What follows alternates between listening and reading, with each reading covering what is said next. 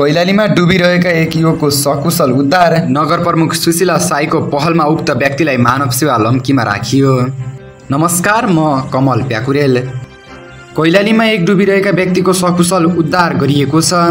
जिल्लाको लम्कीचुवा नगरपालिका वडा नम्बर 3 चिसापानीदेखि लम्की आउँदै गर्दा स्थानीय व्यक्तिले रानी जमरा कुलरिया सिँचाइ आयोजना अन्तर्गतको नहरमा एकजना व्यक्तिले हाम फालेको दृश्य देखेका थिए।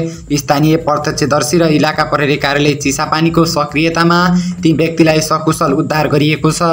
उद्धारपछि ती व्यक्तिलाई लम्कीचुवा नगरपालिकाकी नगर प्रमुख सुशीला साईको विशेष पहलमा मानव सेवा लम्कीमा राखिएको हो। नगर प्रमुख सुशीला साईले मानव सेवा लम्कीलाई विगतका दिनहरूदेखि नै सहयोग गर्दै आउनु भएको छ।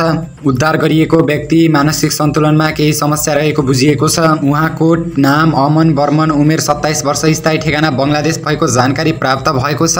उनका बुवाको नाम ब्याङ्गा बर्मन, आमाको नाम बसन्ती बर्मन बताइरहेका छन्। बर्मन बर्मनलाई यसअघि पनि मानव सेवा लम्कीमा राखिएको थियो, तर त्यहाँबाट उनी भागेका थिए। पुनः उद्धारपछि अहिले उहाँलाई लम्कीचुवा अस्पतालमा प्रारम्भिक उपचार गराई फेरि मानव सेवा लम्कीमा राखिएको छ। मानव सेवा लम्कीले विगतदेखि नै मानसिक सन्तुलन गुमाएका, बेसहारा तथा जोखिममा परेका व्यक्तिहरूको उद्धार र सहयोगमा सक्रिय भूमिका खेल्दै आएको छ। संस्थाका प्रतिनिधिहरूको अनुसार अर्मन बर्मनलाई पनि संरक्षण गरेर राखिएको बताइएको छ। यस नहरबाट विगतमा पनि धेरै व्यक्तिहरूले ज्यान गुमाउँदै आएको हुँदा स्थानीय, प्रदेश तथा सङ्घीय सरकारको गम्भीर ध्यानाकर्षण आवश्यक भएको स्थानीयवासीको भनाइ छ।